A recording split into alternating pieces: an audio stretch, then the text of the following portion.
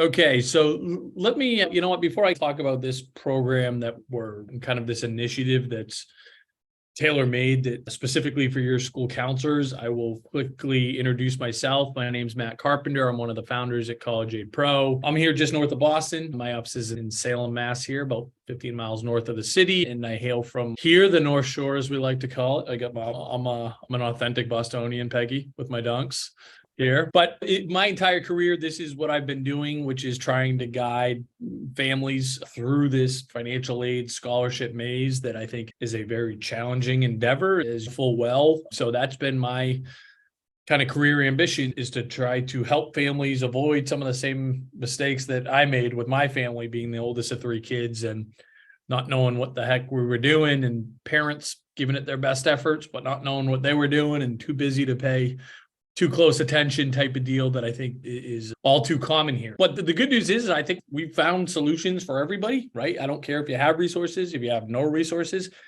As bad of a rap as college gets in this country, there's still an affordable way, a right way to do this thing, right? The hard part is, and why it deserves to get a bad rap, is it's hard to know what is your right path. Right. So that's why Peggy and I like to be shepherds for everybody, and you school counselors, and hopefully trickling down to the families in your schools and your school districts. And for those of you that have never met the fairy godmother of financial aid in real life, here she is in the flesh, 3,000 miles away from me, unfortunately, out there in Seattle. But Peggy, I'll let you introduce yourself and then we'll get it going. Yeah, nice to meet everybody. Yeah, I've been in this space for probably more years than I want to admit, over a decade. Had my own business before I joined College Aid Pro, really just focusing on educating parents, but also I work with a lot of independent counselors, a lot of counselors out in my neck of the woods. And it's a perfect kind of scenario, because I know you guys touch on financial a little, maybe not much, maybe you go deeper depending on the type of school and what you do, but it's really about educating all of your families, you guys, making your life easier, right? I can't even imagine doing what you do. I would not be good at it. So I respect, and I have two kids, twins, that finished in public school and had great experiences with their counselors. And I was just always amazed at how much work was on their docket. So appreciate the work you guys do each and every day. And hopefully what we're trying to do here, Matt and I and the whole team at CAP, is really support you around all this crazy stuff. And what we're going to talk about today is just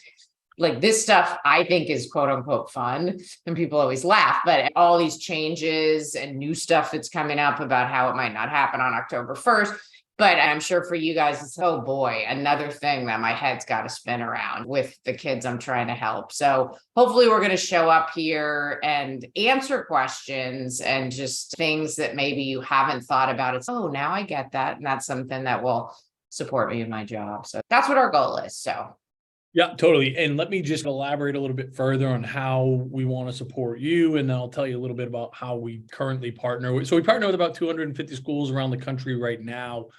But based on the feedback and relationships that we have with so many of these school counselors, this initiative for this year was to try to have something that you guys could rely on as a support system, back office, whatever you want to call it. So we've got a dedicated email help desk, we're calling it, where it is counselor@collegeaidpro.com. Any question that you have, and Peggy can put that in the chat. Yeah, Any question right now, we're trying to be really responsive, make sure that we get back as close to right away during business hours as possible. So, for example, and it's been great. What's the difference between, I had a parent come in that was wondering if they should get a PLUS loan versus our state loan, or what about Sally Mae versus subsidized versus unsubsidized? Any of these questions that you feel like, you know what, let me just double check this, or just, I'm not sure, let me go find the answer. We want to be that resource. We're doing this every other Wednesday at 12. The exception will be 2 weeks from now, where we'll be skipping a week on March 1st, but by and large, every other Wednesday at 12, we want to be talking about kind of what we consider to be the most important things that are going on in this landscape, getting you educated, and ideally answering all the questions you have. We want to make this thing really interactive, where this is where you bring your case studies, and this is where you talk about whatever you want to talk about. But again, we consider ourselves the experts in this financial aid and scholarship landscape. So there's a couple different ways that we partner with schools, right? One of our kind of bread and butter, so to speak, is that we will come in directly and educate parents, right? And Peg and myself are a couple of the speakers, and who I think are the rest of our team, I think, are some of the most talented people in this industry that you can find. The director of financial aid at Harvard, the director of financial aid at MIT. The ink isn't dry yet, but it sounds like we're going to have the assistant director at the University of Oklahoma shortly on our team, the former director at Denison University. So real industry experts, these are who's actually providing the education to your parents should you choose to have us come in and coach them up. And this is our curriculum, right? We've expanded upon kind of the standard operating procedure. If somebody just comes in once or twice a year, the local financial aid counselor, and just talks about, hey, here's how this works, and focuses on the FAFSA. It's more than that, right? We talk about, yes, we want to show you how this works, but it's not just the FAFSA, it's also the CS profile. And what do we need to know about private scholarships? And what about verification? This time of year, we're very busy educating families on, okay, now you've got your offer. How can you go appeal for additional financial aid or additional scholarships, right? And then finally, after May 1st for the senior class 2023, we'll educate them on, hey, if you have to borrow, here's the correct way to do that. If you have resources, here's when you should use what. That's a staple, making sure that we're providing this education. I know a lot of, especially here in my Puritan roots in Massachusetts, school counselors are very scared about having a for-profit company in, but unbeknownst to most of you all, I would say is that, and the group that we have here is MIFA, that's actually the nonprofit arm of Fidelity, okay? And ultimately what they're doing, their revenue stream through there is to sell loans and sell financial products, 529s. That's okay, but that's just a creative way to get into these schools and under the nonprofit guise. In New Jersey, I just met with an old friend who's a school counselor in New Jersey. They'd use HISA. HISA is an arm of Franklin Templeton. We want you to think for yourselves, I guess, is what we're saying. And there's other options out there aside from what you might have been doing or are doing with the status quo. And the other thing that I'll show you here is our technology that we're really proud of. Easiest way to describe it is like the score Naviance of financial aid, where families, students or families, or you as counselors can put in a little bit of information and have an instant net price calculator. So you might give a family 20 schools to look at, but you don't know if they're going to get financial aid or scholarships. The platform will tell them that automatically. And then it will also help them figure out, based on that actual cost, if you're not paying full sticker price, does that fit within your budget? We got great resources for the private scholarships across the country here, line by line, on-demand instructions with the FAFSA, with the CSS profile. And I promise, guys, we're here to talk about the FAFSA changes, but I'm excited to show you one thing, our newest feature here that's really relevant for the class 2023 right now, that as you're getting acceptances and you're getting awards into these or offers from these colleges, this is confusing, right? Anybody that has experience in this space know, oh, by the way, Peg, I'm not as hardcore as I look. These are actually Valentine's Day tattoos from. Yeah, I figured it sounds fun. No, I'm not that tough. I'm not as tough as I look, but I just saw them on there myself. But we can upload these financial aid award letters, right? That can be very confusing. As a matter of fact, downright misleading. Looking for a fair field offer here. And what we've been able to do with the help of the Gates Foundation, they worked with us on building this part of the platform. So we're able to leverage their engineers and their deep pockets. And we're very grateful because it's making so much of the challenge of this process is that this lack of transparency, right? And award letters are just another part. But this allows families to easily say, okay, here's the sticker price or cost of attendance. This is a need-based grant. This is a merit-based scholarship.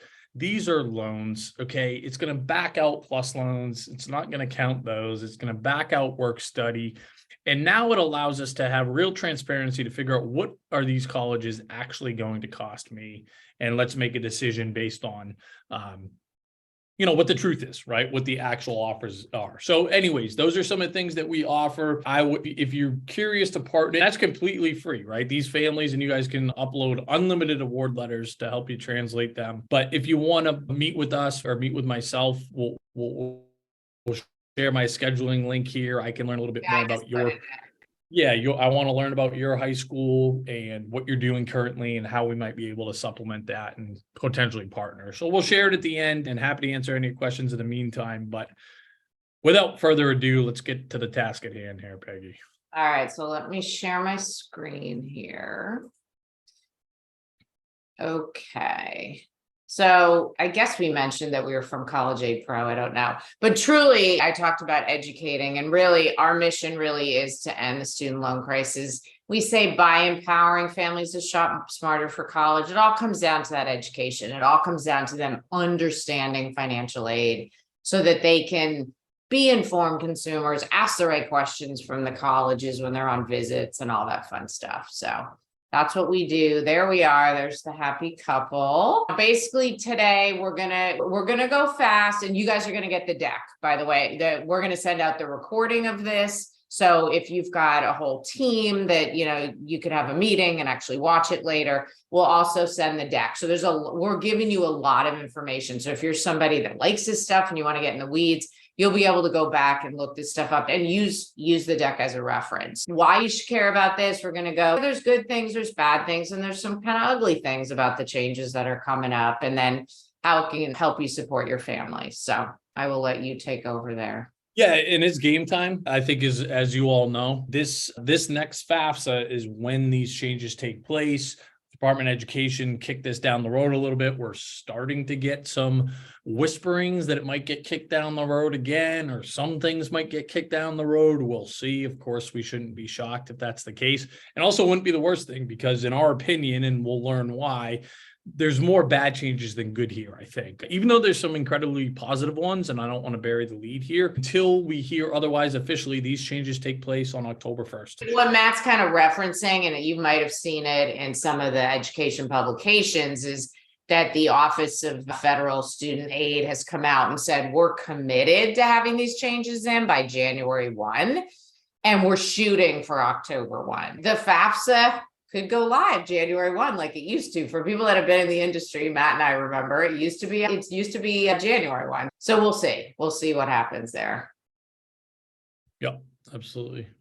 Okay. And again, so I don't want to be redundant here, but it's really the class of 2024 is who's going to be impacted. They are the guinea pigs, right? These juniors and rising seniors here, and it's going to be based on the 2022 tax returns. Some intel we did get is that even if you're an upperclassman, specifically at schools that use the federal methodology that just use the FAFSA, you're not grandfathered in. So some of these changes, even though you were accepted into these colleges, and of course colleges can ultimately make their own decisions, but by and large, the feedback that we're getting is that you may have been accepted into a school and chose to attend that school based on a certain financial aid package and certain rules that might be changing or going away. And that could dramatically change, and it will, your financial offer for subsequent years in college, but you're not going to be grandfathered in under these old rules. So I think that's also worth flagging and an interesting tidbit.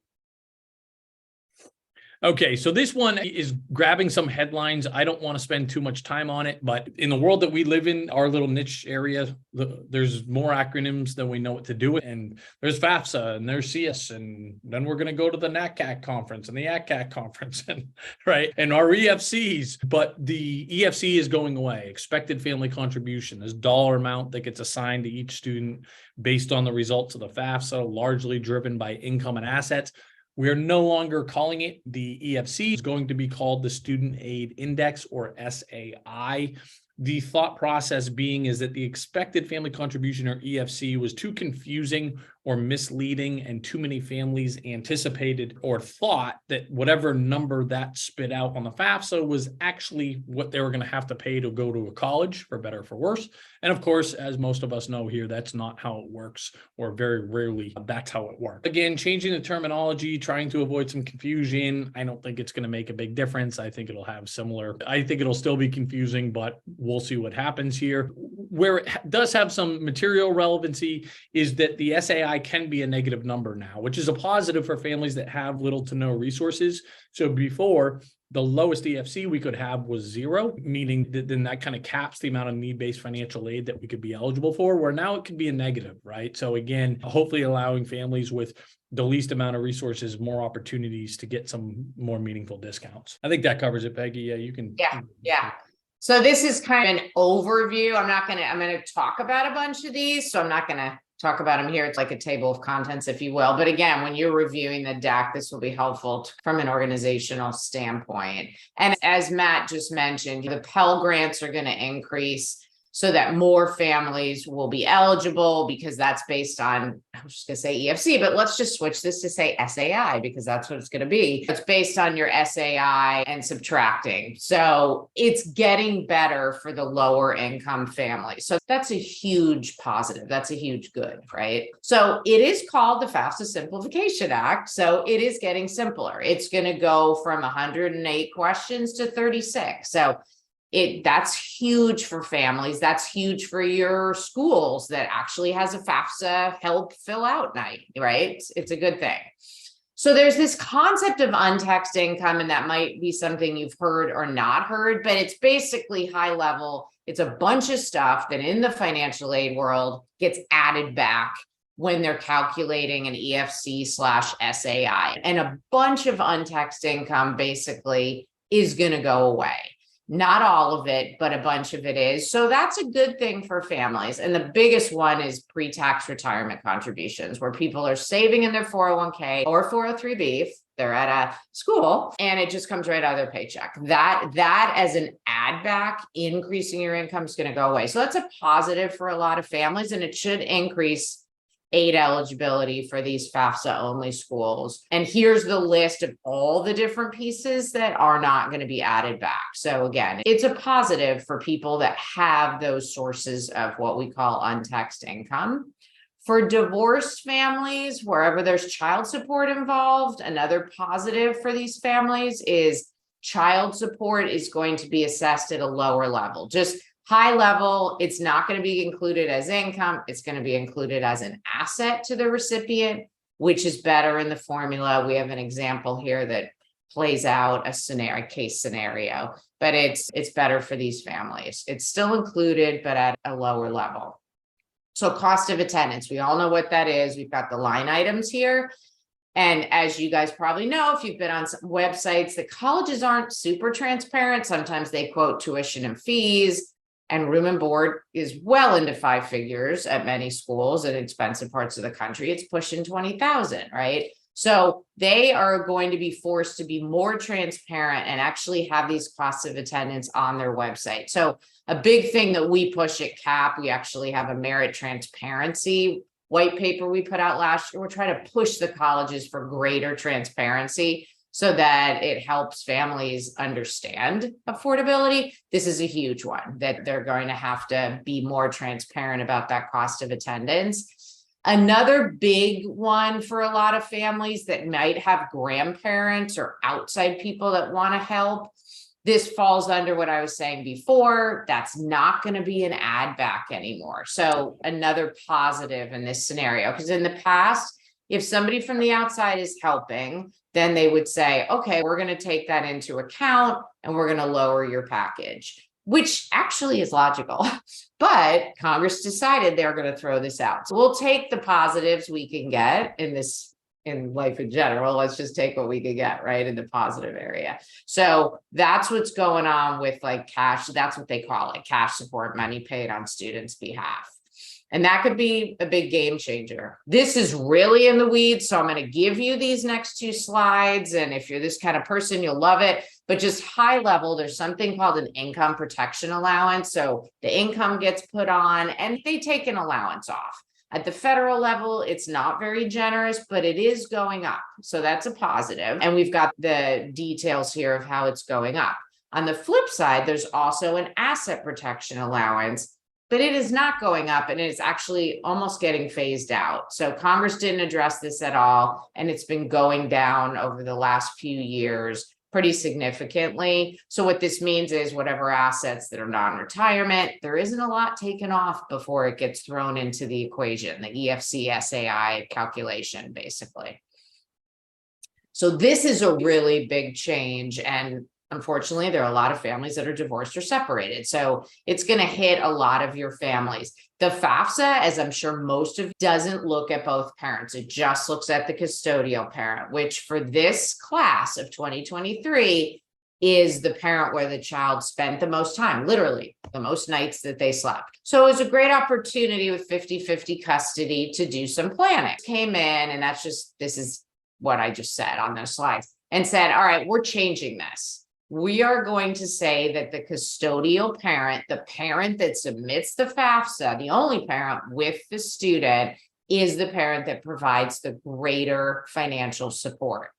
That has some wiggle room, right? So they're back. The second, I'm not thinking of the right words that I want to say here, but if say they give exactly the same amount to the penny, which I can't see how that would ever happen, but say it did, then it's the parent that makes more money, which that would have been the easier way to make it, but that's not what Congress did. So it's the parent that provides a greater support. So you can be thinking now, all right, if I pay the mortgage and the kid spends most of the time with me, that's part of my support. There's going to be some number crunching here, and it is still a planning opportunity. It's not as easy and cut and dry as the other one, but it still is a planning opportunity. But it's a big change, because if the parent that doesn't have the child most of the time is providing way more financial support, that's going to flip. And as Matt said, if you got a junior and all of a sudden you're used to a certain scenario, and now the other parent has to submit the FAFSA and the SAI shoots way up, these are things that families are going to want to understand for the kids right now that are making decisions this fall.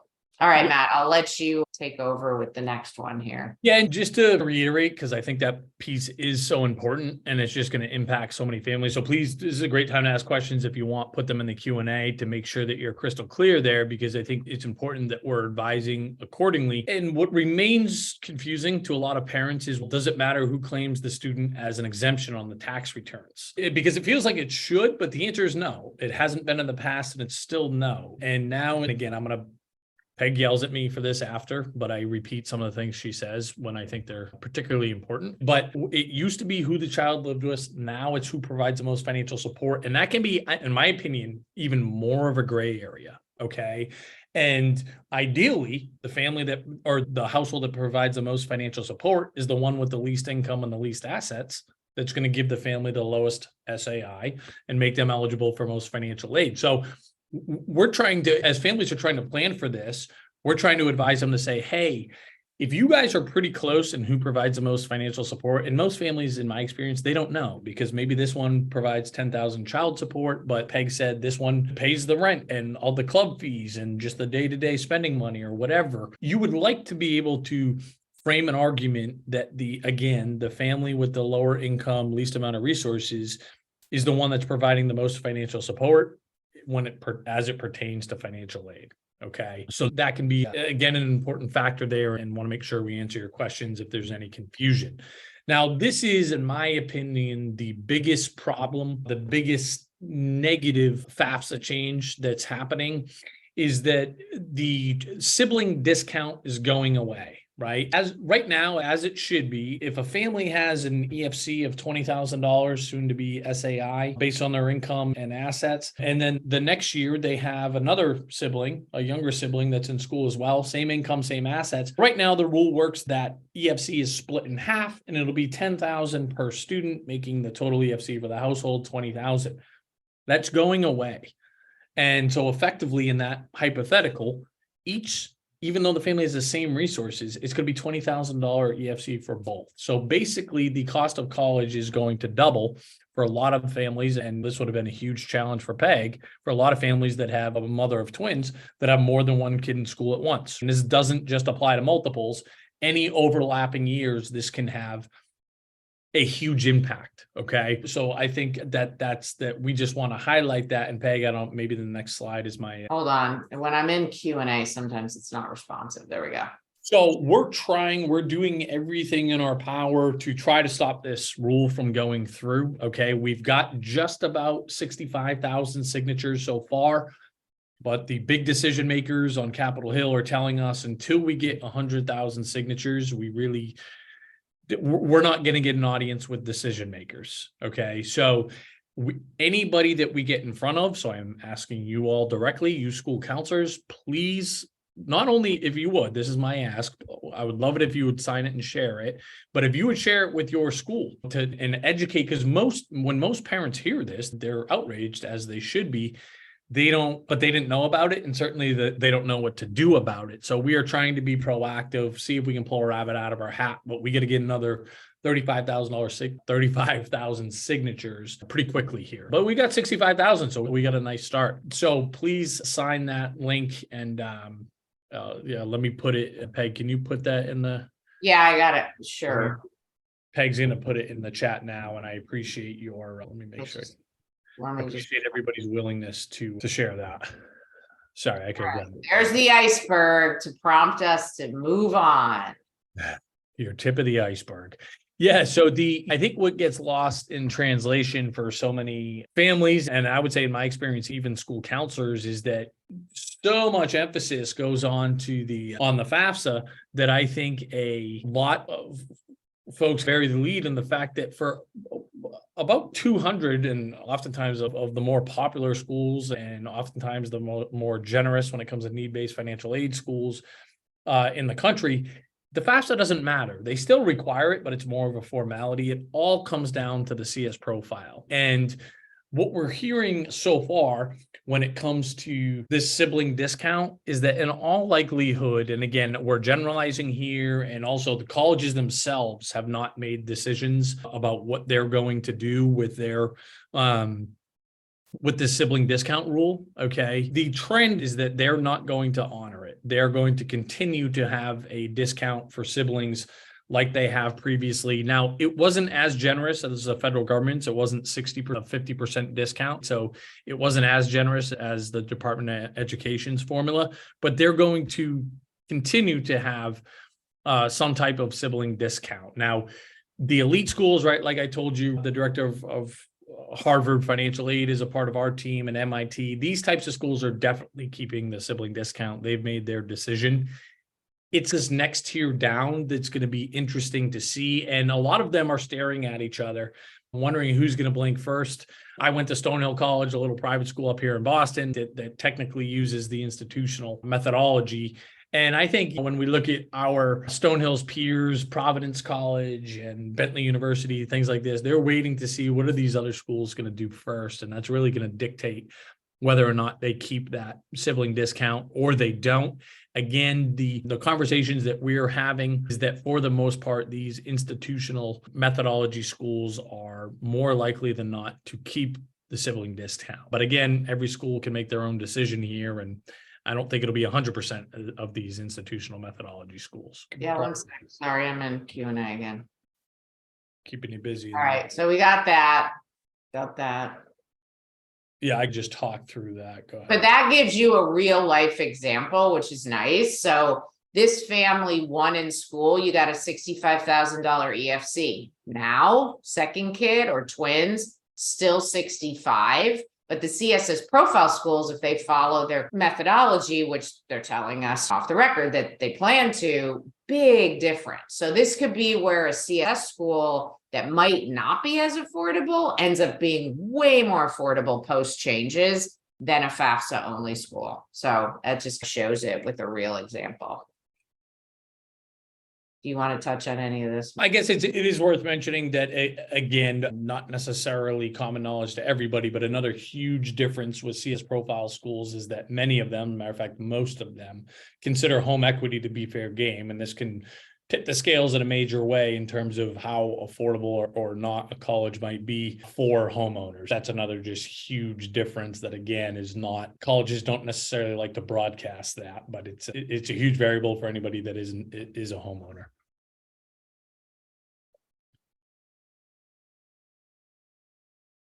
I think you can probably skip that, Peggy. If we just talk through at least if you want to talk through, it's up to you if you want to hit on any of these, but I think we do. Yeah, let me just touch on these if you're pulling something up. So Matt already hit the last one, that the SAI can be negative, which is great for the lower income families. Just a few things that we don't think are huge, like colleges can't deny all appeals. So that's fine. They can't say they don't do appeals. They can still not respond favorably to appeals. So not a huge game changer. But again, for lower income families, there's something called the simplified needs test. That's the current name. And if your adjusted gross income is 50,000 or below 50,000, all of your assets aren't looked at. The name is going to change to applicants exempt from asset reporting. So it's just a name change. But the big change that's great is the third bullet, that the adjusted gross income is going up to 60,000. So that's a thing that I feel really good about what Congress did, is that for lower income families, it's making it better between the Pell Grant changes, the negative SAI, this change, and there's other changes as well. So it's nice to see that population trying to help. This first bullet here could be a big one for families that are business owners, a lot of small business owners, especially out here in Seattle where I am. Your business, if you're a small family business, less than 100 full-time employees, the value of your business was off the table through this FAFSA that we're in now. That's going away. So business values, a lot of businesses don't have values, but some do. That again, that's going to be under the radar of the colleges, and they can take that into account when they're calculating this new SAI. So that could be a game changer. And these other ones we've talked about, actually, the secret service or the selective service, not the secret service, that's already being asked. That's already gone. So that was a change that they didn't delay. So the big takeaways here, and then I'll turn it back to Matt, and the ones that we highlighted the most that are going to affect people, it's the divorced or separated families piece, and then the multiple kids in school. And so that's why we really would love it if you go in there, sign that petition, share it with everybody you know, because they're saying if we can get up to 100,000, we'll actually get some eyes on it, and maybe Congress will look at that, or the Department of Ed, and do something positive for families around that.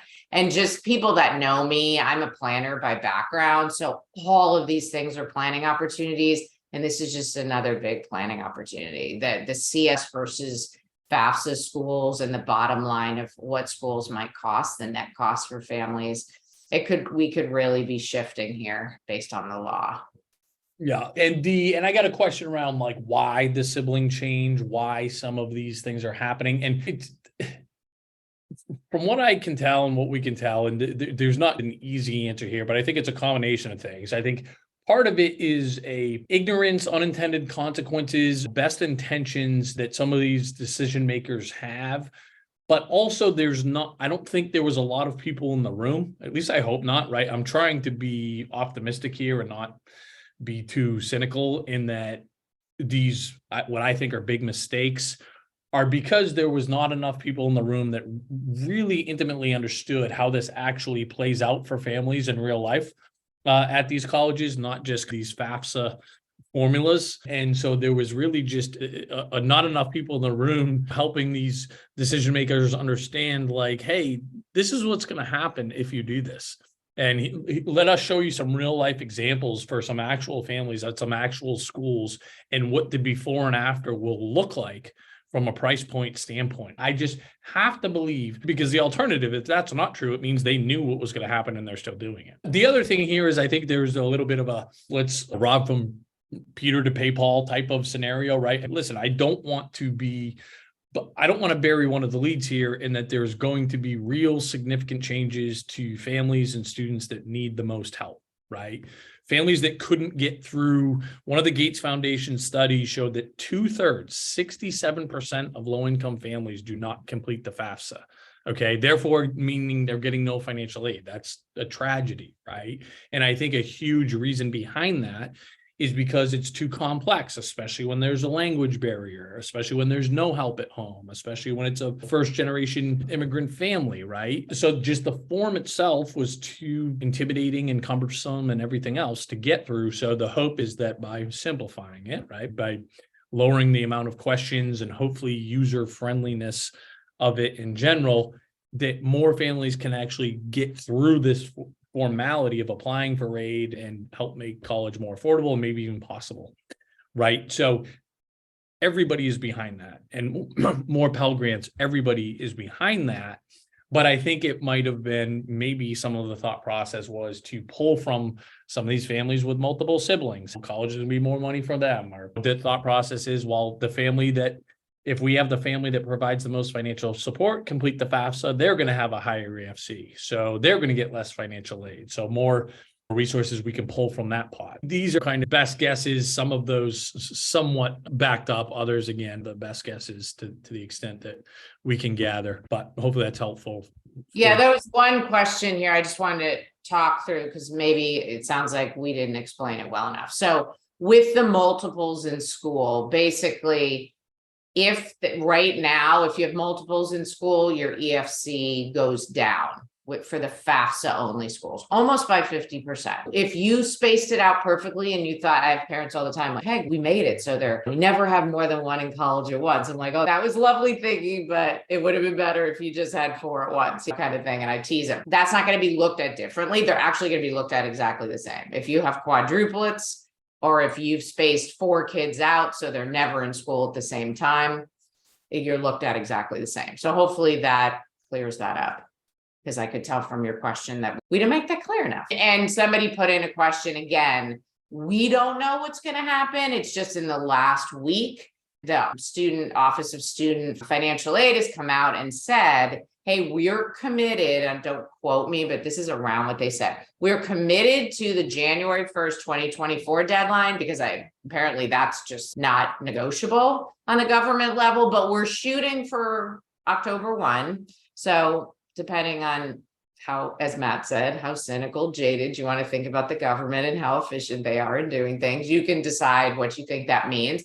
But worst case scenario, it could be January 1. So then the question to me is, what will the CSS profile do? Will they go live October 1 still? Who knows? That's just all the fun stuff that can come out of this. So we'll see what happens. So 2 questions that I think are somewhat similar or driving at the same thing. But one of them, I guess, is more of a comment that higher and middle income families will still not see higher eligibility. That's true. The Pell Grants are still only going to be for families with a very low EFC/SAI / very low income and resources, right? So those families, again, that need the most help will get more help, but it's not going to give more for the middle class, for example, or certainly not beyond that. And then another question, again, that I think is in the same tone is, how do we get some more help for these middle class families? It seems like we call them internally bubble families, right? That are families that are not eligible for much financial aid, or maybe not even not any, but they are certainly not in a position to start cutting checks for 80 grand a year or something like this, or even their state schools at $36,000 a year, like here in Massachusetts. So that, without question, is the biggest challenge. And I will take that opportunity to show you how we educate around that internally. And that's where we leverage our platform here. And again, the first thing that we want to do is show families, what are schools actually going to cost you? This is a middle-class family of 4, right? From Massachusetts, my home city here across the bay in Beverly. And again, you can see that the $85,000 college at Amherst College is actually going to be more affordable than UMass Amherst, because they meet such a high percentage of need. And based on this family's EFC, that's how their aid package is going to be awarded, but they're still not going to get discounts at the state schools, or not much, certainly not need-based, if anything, maybe some merit-based financial aid. So it helps set the framework for about what we can expect, and allows us to gut check what schools are going to cost. The other thing is not just for 1 year, but for all 4 years. So for example, we're not going to get the sibling discount at the federal methodology schools. So that's baked into the 4-year net costs, but we expect to at the institutional methodology schools. So that's baked in to the net cost. But when families are searching for schools, shopping for schools, we want them to figure out, okay, from a high level, what's the most important admissions criteria? So this is what you might do as the school counselor to help them figure out, okay, you're a kid that wants to be close to home, and you probably prefer a smaller school, at least now, and maybe you know your major, maybe you don't. But we can sort by a number of filters there. But now we can specifically say, of those, which ones are going to give me the most financial aid? And I can just search for schools this way. Okay. Or if I'm not eligible for financial aid, or not eligible for that much financial aid, I can just sort by who's likely to give me the most in merit-based scholarships, merit-based discount. So maybe Wheaton College wasn't on the list, but if we're likely to get a discount of $42,000 just based on my kids' credentials, maybe we add to it. And this is the knock on wood here. We've been incredibly accurate with our projections. We have 3 full-time data scientists. This is all they do all day, every day, is making sure that we are as accurate as possible.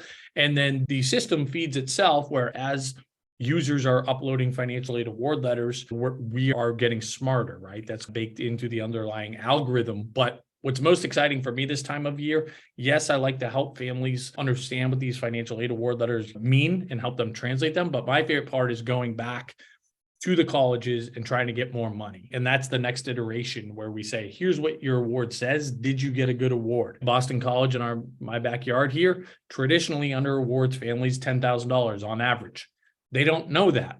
And this is what the technology will do, is basically call them on that to say, hey, you have an excellent chance of receiving additional money at Boston College or BU or whatever, again, based on what we would expect them to get and what they actually get. So I know I went off on a little tangent there, but I think it's hopefully important to make sure that, again, just because a family's is not Pell eligible and is in that middle income, we can still find an affordable way to navigate this process. And it doesn't mean that they have to sacrifice necessarily the prestige of the institution or the opportunities they're going to have or anything beyond that. And as I said at the beginning, it's all about understanding financial aid for them and then where they fit. And with me, with 2 kids, there was different fits for each kid because they were different kids. There's a couple questions. It was funny. They literally came in a minute of each other and they're basically the same question. So you guys are both thinking very alike. But a question about, okay, how's this going to affect ED and EA? When the FAFSA was January 1st, I remember doing this. What schools would say if a parent wanted to get a feel for what the package would be is they would do what's called, and you guys have probably heard this, pre-read, early read, pre-read, and they would actually use the CS profile and say, I help families do this. Hey, fill that out. It's not like we're going to take that because we're not a CSS profile school, but it was a way for the family to submit some data so that they could get a feel for the affordability, which, by the way, I strongly encourage if you have families that are considering ED. In my opinion, there's no excuse for getting in and saying, oops, I can't afford it. Know that ahead of time. It'll save you a lot of, not you, but them, a lot of hardship and grief and friction with their kids, right? Parents should be figuring that out before they're allowing their kids to apply ED, but that's the way it was when it was January 1 before. So my thought is, if we end up being January 1, that's probably a way to handle it, just because that's what we did before when families were applying ED. I don't even remember if EA existed back then, but ED's been around for a while. Yeah.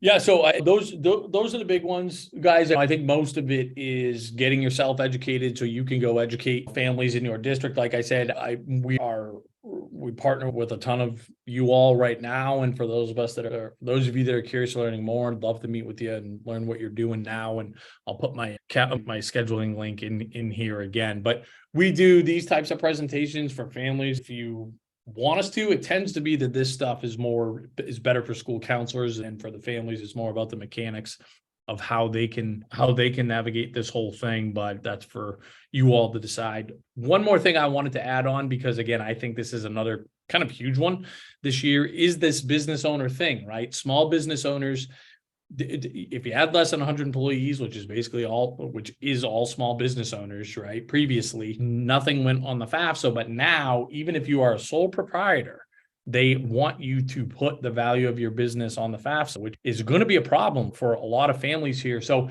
how we are advising around this is that, listen, you want to obviously be able to justify, have a defensible number that's as low as it can possibly be. But for many small businesses, specifically sole proprietors, there's probably not a real value of their business, right? If they don't show up for work tomorrow, their business kind of ceases to exist. They're a consultant or a CPA or whatever. I think it's less frequent that a small business has a tangible value or has actually been appraised, or it exists, certainly, right? Sometimes if you got to get a loan or something like that, but it is less frequent. So the basic advice that we're giving from a high level is, listen, you want to be able to come up with a defensible number that's as low as possible, and don't feel strange if you put 0, because for many sole proprietors, that's the most accurate number, because if you don't show up for work tomorrow, there is no business. So anyways, I think it's important to emphasize that. But yeah, those are, I think, the big ones. And again, what we can do, or how you can help us take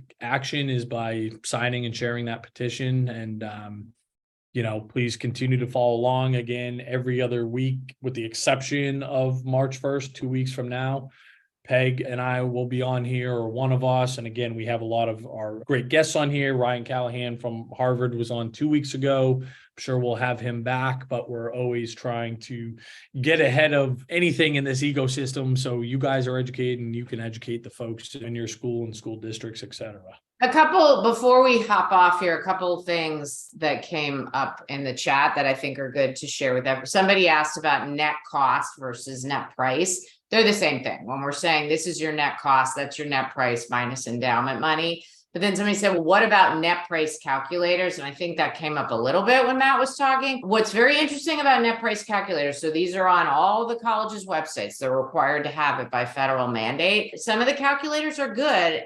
Some of them are medium, and some of them are terrible, to be honest. And the longer we keep doing this, we have people reaching out to us and saying, hey, the net price calculator says this, and you guys said this. You guys better fix what you're doing, Cap. And when we dig in, more often than not, we're realizing these net price calculators are not accurate. They're not meant to be anything legally binding. It's supposed to give you an idea. I just had a family, I'm not going to say the school, but they had a calculator. I could not understand how they weren't going to get a lot of money from this school, but I told the mom, I can't figure it out. We were projecting $35,000 in grants, and they were saying you're paying full price. And I said, look, if you're going to do ED, you got a worst case scenario, you're paying full price. What happened? Kid got in and got $32,000 in grants. So our calculator was correct. This college said, go to our calculator. We won't do a pre-read. We won't help you at all. Go to our, and their calculator did not honor what they did. So I'm not trashing all calculators, but be really careful to say, hey, just go to the net price calculator. That's definitely going to give you a great answer. They even have outdated costs of attendance in there. They're required to have it, but that's it.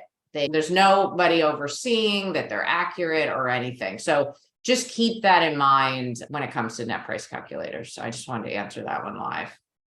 Yep, no doubt. Any parting thoughts for you, Peggy?